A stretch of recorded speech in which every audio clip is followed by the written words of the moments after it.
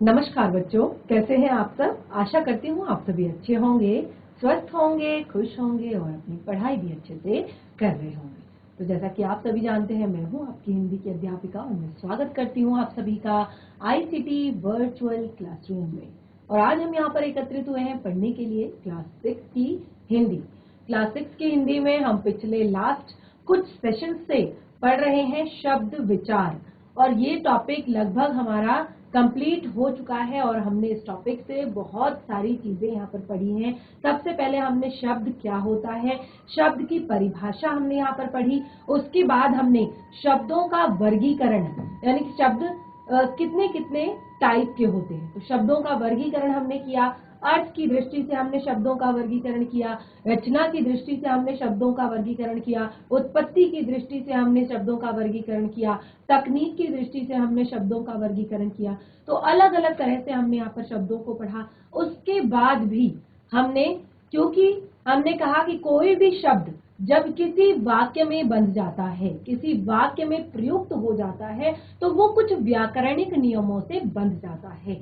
तो उसी व्याकरणिक विवेचन के आधार पर भी हमने शब्दों का वर्गीकरण किया और उसके आधार पर हमने शब्दों को 8 भागों में बांटा। 8 में से हमने 4 को रखा विकारी और 4 को रखा अविकारी शब्दों में।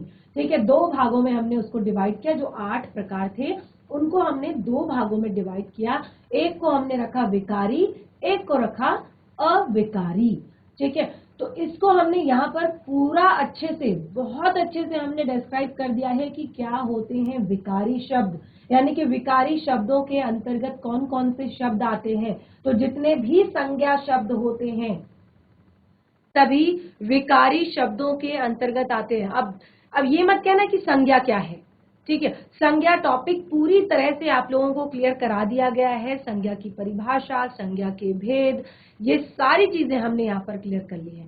और फिर भी देखिए, मैं ऐसा नहीं कह रही हूँ कि अब आपको पूछना नहीं है मुझसे, आपको कुछ मतलब मेरे सामने ऐसे नहीं कहना कि मुझे नहीं आता। आप अभी भी आपके पास टाइम है। मैं बार बार कह रही हूँ कि अगर कोई भी डाउट है, कोई भी दिक्कत है, कोई भी परेशानी है किसी भी टॉपिक से, संज्ञा, सर्वनाम, क्रिया, विशेषण, ठीक है, संज्ञा, सर्वनाम, क्रिया, विशेषण, केवल इन 4 टॉपिक्स की बात हो रही है जो हमारे अविकारी शब्द हैं। यानी कि जो हमारे अविकारी शब्द हैं, जैसे क्रिया विशेषण, संबंध बोधक, समुच्चय बोधक, विस्मयादि बोधक।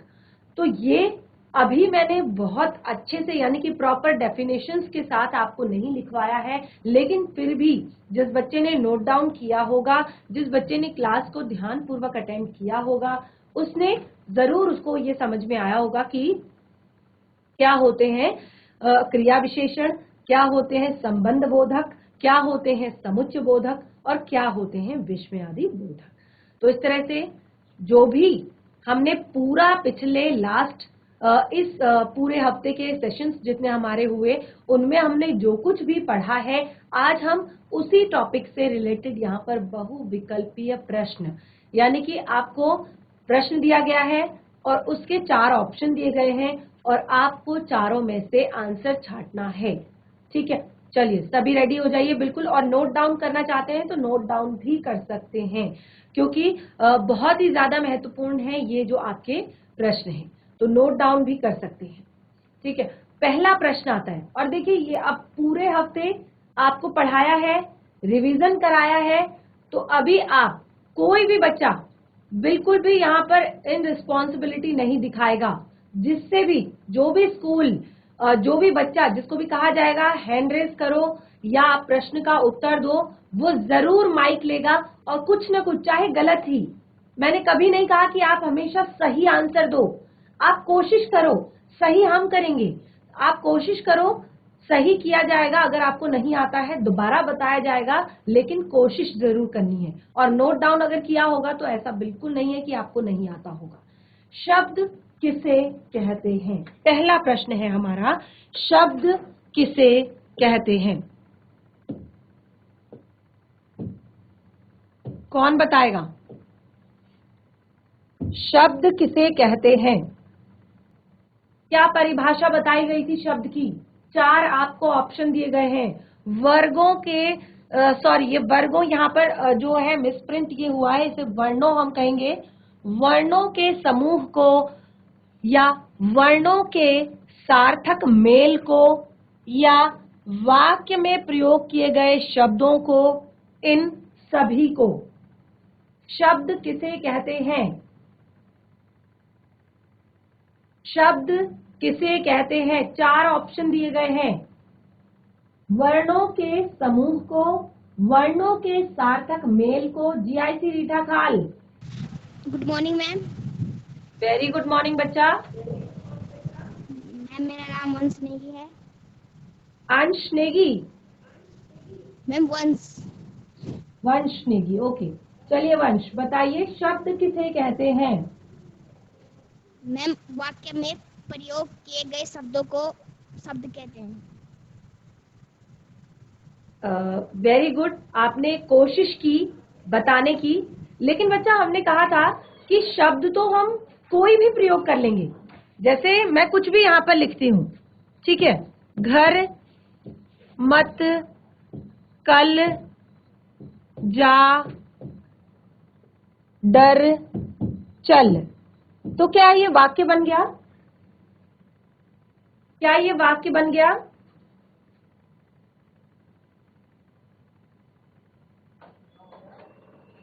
नहीं बना है वाक्य, है ना? क्यों नहीं बना है? क्योंकि वर्णों का सार्थक मेल होना चाहिए।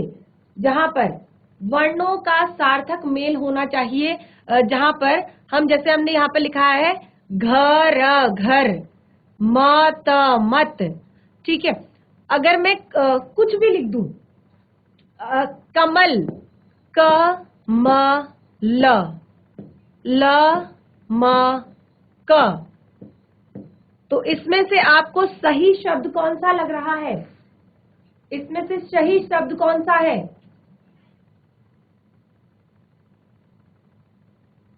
कोई और school? Ma'am good morning. Very good morning बच्चा। 2 मैंने यहाँ पर शब्द लिखे। यस कनक, बोलिए बच्चा। 2 शब्द लिखे, आपको सही शब्द कौन सा लग रहा है? मैम कमल। Very good. कैसे लगा आपको कमल सही शब्द? क्योंकि यहाँ पर वर्णों का सार्थक मेल है।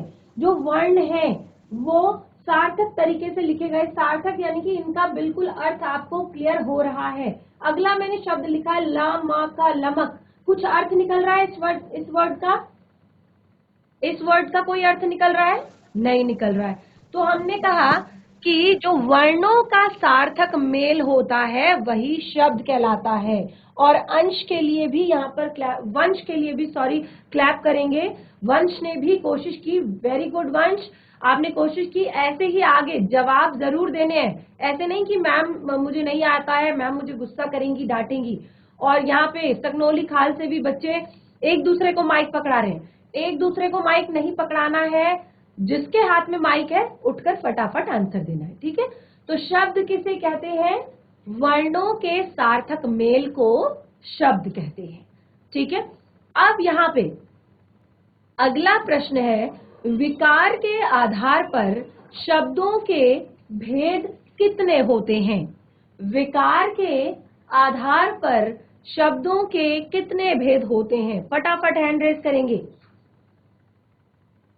विकार के आधार पर शब्दों के भेद। विकार के आधार पर शब्दों के भेद। देखिए अभी अभी हमने यहाँ पर फिर से रिवाइज किया था। सेशन को स्टार्ट करने से पहले मैंने फिर से आपको रिवाइज करवाया था कि व्याकरणिक विवेचन में विकार के आधार पर हमने शब्दों को कितने भागों में बांटा है। चलिए फटाफट कोशिश कीजिए। चलिए इसके लिए कोशिश कीजिए। अगले प्रश्न पर डिस्कस करते हैं। कौन सा शब्द तत्भव नहीं है? कौन सा शब्द तत्भव नहीं है? कौन सा शब्द तत्भव नहीं है? प्रयोग के आधार पर शब्द होते हैं। प्रयोग के आधार पर शब्द होते हैं। कितने प्रकार के होते हैं प्रयोग के आधार पर शब्द? रचना एवं प्रयोग के आधार पर शब्द हमने यहाँ पर बताए थे। रचना एवं प्रयोग के आधार पर शब्द। नोट डाउन भी कर सकते हैं साथ साथ और टिक करते रहेंगे, फिर आंसर देंगे। नोट डाउन करेंगे और सही उत्तर लिखकर फिर आंसर देंगे। ठीक है। अगला है तत्भव शब्द कहते हैं। तत्भव शब्द कहते हैं। देखिए अभी अभी तत्भव से जुड़ा हुआ एक शब्द और आया था, तो क्या किसे कहते हैं? तत्भव। दो तरह के शब्द बताए थे ना हमने उत्पत्ति के आधार पर। उत्पत्ति के आधार पर दो तरह के शब्द, 2 से 4 तरह के शब्द बताए थे उत्पत्ति के आधार पे। तो सबसे पहले हमने कहा था तत्सम, तत्भव, देशज एवं विदेशी। 4 तरह के शब्द बताए थे उत्पत्ति के आधार पर। तो तत्भव शब्द किसे कहते हैं?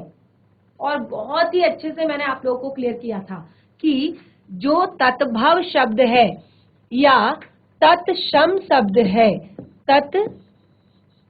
तद्भव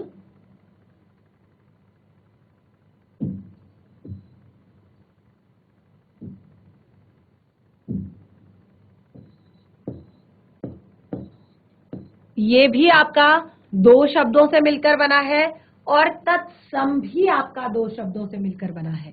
जैसे तत् और भव, तत् और सम, और दोनों का ही मैंने आपको मीनिंग बताया था। दोनों का ही मीनिंग आपको बताया था। चलिए कौन बच्चा बताएगा? क्लियर हुआ किसी का? विकार के आधार पर शब्दों के कितने भेद होते हैं? मेरा नाम सुरावत है। फिर से बोलिए बच्चा नाम। मेरा नाम Vasu Rawat. Vasu? Yes ma'am. Okay, चलिए वासु बोलिए, विकार के आधार पर शब्दों के कितने भेद होते हैं? मैम 3। कौन कौन से? मैम 3। कौन कौन से होते हैं बच्चा 3? कोशिश कीजिए। मैम घर, मैम घर, आगे बोलिए। मैम घर और आगे 1 मिनट। आपको विकार कल। के आधार, मैम कल। 1 मिनट बच्चा, 1 मिनट बच्चा, सुन लीजिए पहले। मैंने यहाँ पर आपको विकार के आधार पर, देखिए हमने शब्दों का वर्गीकरण जब पढ़ा था तो 4 तरह से तो अलग से वर्गीकरण किया था और एक तरह से अलग से किया था व्याकरणिक विवेचन के आधार पे। तो उसमें हमने 8 भागों में शब्दों का वर्गीकरण किया था। 8 भागों को हमने 4 को अलग और 4 को अलग करा था। तो इन चारों को ही हमने कहा था कि ये विकार के आधार पर हम यहाँ पर डिवाइड कर रहे हैं, यानी कि विकार के आधार पर हम बांट रहे हैं। तो 2 भागों में हमने बांटा था विकार के आधार पर। कौन कौन से? 2 भागों में बांटा था। सबसे पहले तो ये सुन लीजिए, विकार के आधार पर हमने शब्दों को 2 भागों में बांटा था। कौन कौन से भागों में बांटा था? 2, विकारी शब्द और अविकारी शब्द। विकारी और अविकारी शब्द। क्लियर? क्लियर हुआ? तो आप इसका मतलब ध्यान नहीं देते और नोट डाउन नहीं करते। देखिए अगर आपने थोड़ा सा भी अगर नोट डाउन किया होता तो आपको पता होता, क्योंकि लिखने से भी आधी चीजें हमें पता चल जाती हैं, याद हो जाती है। इसलिए बार बार कहती हूँ कि नोट डाउन करेंगे। अभी केवल 2 प्रश्न हम सॉल्व कर पाए हैं अभी तक। आगे बढ़ते हैं। सभी बच्चे कक्षा में ध्यान देंगे, ठीक है? तो ये समझ में आया विकार के आधार पर शब्दों के कितने भेद होते हैं? सभी इस तरह से उंगली करेंगे। कितने भेद होते हैं? 2 भेद होते हैं। विकारी, मुंह से बोलिए सभी, विकारी और अविकारी। ठीक है?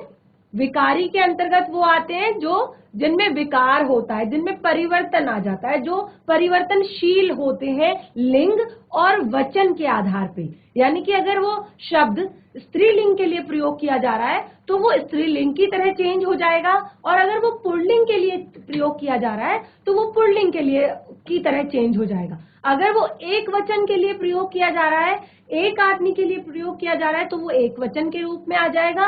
अगर वो 2 लोगों के लिए या 10 लोगों के लिए प्रयोग किया जा रहा है तो वो बहुवचन के रूप में प्रयोग किया जाएगा। ठीक है, तो ये आपके हो गए विकारी। ठीक है, और अविकारी जो अपने आप को किसी भी परिस्थिति में चेंज नहीं करते हैं, अपने आप में किसी भी परिस्थिति में परिवर्तन नहीं लाते हैं, उन्हें कहते हैं अविकारी। तो विकार के आधार पर शब्दों को 2 भागों में बांटा गया, विकारी और अविकारी। अब नहीं भूलेंगे, ठीक है। आगे बढ़ते हैं। कौन सा शब्द तद्भव नहीं है? कौन सा शब्द तद्भव नहीं है? तो इसको थोड़ा सा स्किप करते हैं। इससे पहले अपना ये वाला प्रश्न लेते हैं, क्योंकि मुझे लगता है जब तक आपको ये क्लियर नहीं होगा तो वो क्लियर कैसे होगा। ठीक है, तो प्रश्न है तद्भव शब्द किसे कहते हैं? फटाफट हैंड रेज करेंगे। तद्भव शब्द किसे कहते हैं? तद्भव शब्द किसे कहते हैं, कौन बताएगा? जीआईसी रीता खाल, तद्भव शब्द किसे कहते हैं? वेरी गुड मॉर्निंग बच्चा। तद्भव शब्द दूसरा किसे कहते हैं? अब बिल्कुल ठीक है, वेरी गुड। दूसरा पहला आप ये नंबर 5, तद्भव शब्द किसे कहते हैं? जो संस्कृत से कुछ बदलकर हिंदी में आते हैं, जो संस्कृत से कुछ बदलकर संस्कृत में आते हैं, जो विदेशी भाषाओं से आते हैं, जो 2 भाषाओं से मिलकर बनते हैं। 4 ऑप्शन है आपके पास।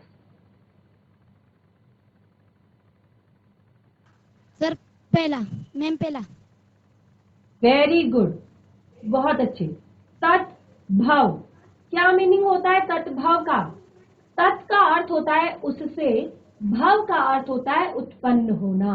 जो संस्कृत भाषा से उत्पन्न होकर हिंदी में आए हैं, ठीक है, जो संस्कृत से कुछ बदलकर, कुछ चेंज होकर हिंदी में आए हैं। जैसे अगर सर्प, संस्कृत में सांप को क्या कहा जाता है? सर्प कहा जाता है। तो सर्प जो है वो तद्भव शब्द है, तत्सम शब्द है, और सर्प, सांप जो है वो तद्भव शब्द है। ठीक है, तो ये आपने बिल्कुल सही आंसर दिया है, जो संस्कृत से कुछ बदलकर हिंदी में आते हैं। तो आप पहला नहीं बोलेंगे, पढ़कर भी बताएंगे। आप सभी को क्लियर दिखाई दे रहा है अपना बोर्ड? अपना स्मार्ट बोर्ड आपको क्लियर दिखाई दे रहा है? यस, तो पढ़कर भी बताएंगे। ठीक है, चलिए, वेरी गुड, बैठ जाइए आप।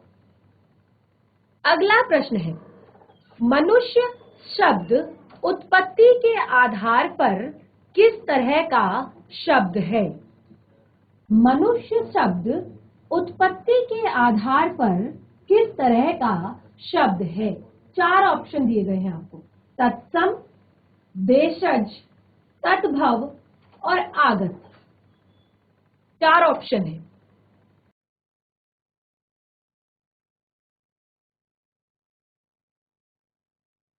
चलिए,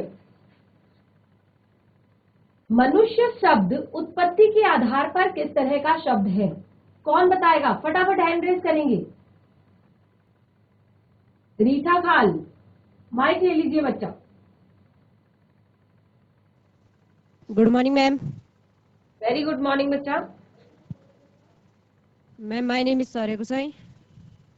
यस सौर्य, बोलिए। मैम, मनुष्य शब्द उत्पत्ति के आधार पर मैम तत्सम शब्द को कहते हैं। किसको कहते हैं? तत्सम मैम, तत्सम तत्सम। तत्सम तत्सम। चलिए हम इसको एक बार यहाँ पे टिक कर लेते हैं। ये तत्सम, तद्भव भी ये हो सकता है, क्योंकि जो मनुष्य शब्द है ये आपका हिंदी शब्द भी हो सकता है। क्योंकि संस्कृत में तो हम मानुष या इस तरह का शब्द प्रयोग करते हैं। चलिए, आपने बहुत अच्छा प्रयास किया, वेरी गुड। और रीटा खाल के लिए तो लास्ट में क्लैप की जाएगी, लेकिन तब की जाएगी जब गर्ल्स भी आंसर देंगी। गर्ल्स आंसर नहीं दे रही हैं बिल्कुल भी, और मुझे पता है कि उनको भी आता है, ऐसा नहीं है कि उनको नहीं आता। ठीक है, जब लास्ट में एंड में तभी जीआईसी रीटा खाल के लिए क्लैप किया जाएगा जब सारी गर्ल्स भी आंसर देंगी। ठीक है, इसी तरह का एक और प्रश्न अभी अभी हमने यहाँ पर छोड़ा कि कौन सा शब्द तद्भव नहीं है। कौन सा शब्द तद्भव नहीं है? कौन सा शब्द तद्भव नहीं है? आगे बढ़ते हैं, बहुत सारे प्रश्न हैं, इनको आप नोट डाउन कीजिए और घर से एक बार जो लिखा है उसको पढ़कर लाएंगे, पढ़ेंगे और उसके बाद उत्तर देने की कोशिश करेंगे। इनमें से कौन सा शब्द रूढ़ शब्द है? इनमें से कौन सा शब्द रूढ़ शब्द है? रूढ़ का क्या अर्थ होता है? कौन बताएगा रूढ़ शब्द क्या होता है? जीआईसी दियारतोली, पीछे से एक बच्ची हैंड रेज कर रही है। वेरी गुड मॉर्निंग बच्चा। मैम पंकज। इनमें से रूढ़ शब्द कौन सा है? तो क्या होता है रूढ़ शब्द? पहले तो आप ये बताइए, रूढ़ शब्द क्या है?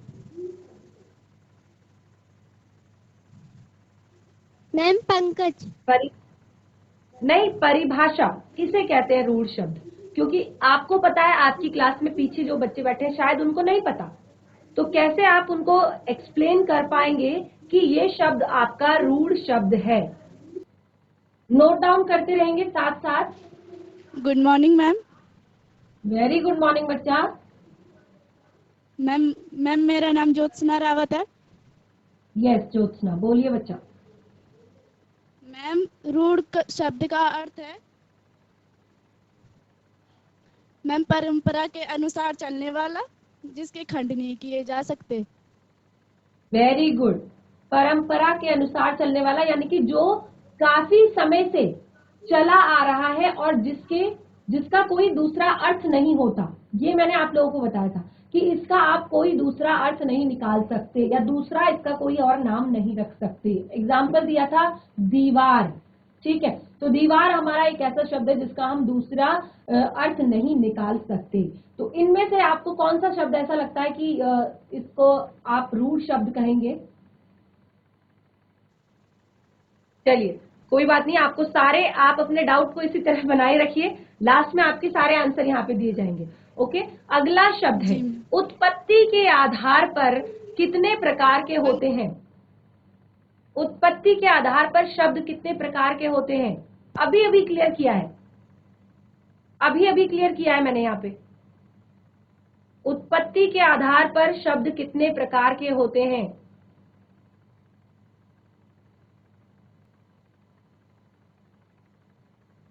चार प्रकार के होते हैं। उत्पत्ति के आधार पर शब्द 4 प्रकार के होते हैं।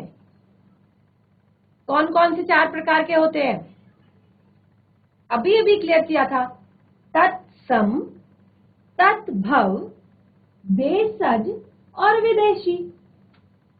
तत्सम जो संस्कृत भाषा में एज इट इज आ गए हैं, तत्भव जो संस्कृत भाषा से उत्पन्न हुए हैं, देशज जो हमारे देश की विभिन्न भाषाओं से हिंदी भाषा में आए हैं, विदेशी जो बाहर देश की भाषाओं से हमारी हिंदी भाषा में आए हैं। तो 4 तरह के होते हैं।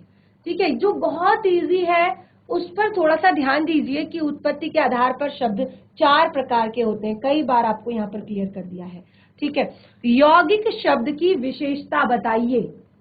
रूढ़, योग रूढ़ और यौगिक। ठीक है, रूढ़, योग रूढ़ और यौगिक, 3 शब्द हमने यहाँ पर बताए थे आपको। रूढ़, योग रूढ़ और यौगिक। यौगिक शब्द की विशेषता बताइए। क्या है विशेषता? 1, 2 शब्द एक दूसरे पर निर्भर होते हैं। यौगिक और रूढ़ दोनों होते हैं। रूढ़ होते हैं या 2 या 2 से अधिक शब्दों के योग से बनते हैं। 4 ऑप्शन है।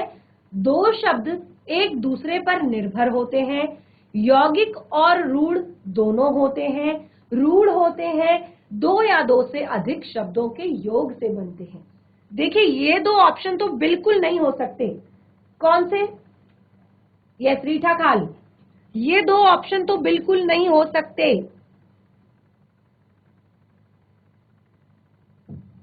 क्योंकि रूढ़ शब्दों की बात नहीं हो रही है, और यौगिक और रूढ़ दोनों कैसे हो सकते हैं यौगिक शब्द? किसे कहते हैं यौगिक? चलिए कोशिश कीजिए आप फिर भी। Yes, good morning ma'am. Very good morning बच्चा। मेरा नाम निकिता नेथानी।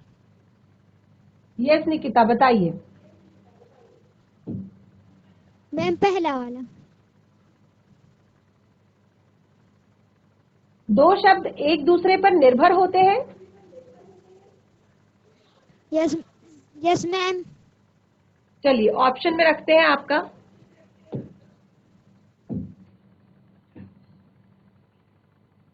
तो आगे बढ़ते हैं। सबने नोट डाउन किया था? सबने नोट डाउन किया था कॉपी में? अपना उत्तर चेक कीजिए, अपना उत्तर चेक कीजिए अगर आपने नोट डाउन किया था। देखिए लास्ट वाला जो अभी अब हम लास्ट से शुरू करेंगे। लास्ट जो हमारा है 9th, यौगिक शब्दों की विशेषता। तो हमने कहा यौगिक, जहां पर योग हो रहा हो, जुड़ रहा हो, तो दो या दो से अधिक शब्दों के योग से बनते हैं यौगिक। आपका ऑप्शन गलत है, लेकिन आपने कोशिश की, बहुत अच्छी बात, वेरी गुड। उत्पत्ति के आधार पर शब्दों के भेद। नंबर 3, ठीक है।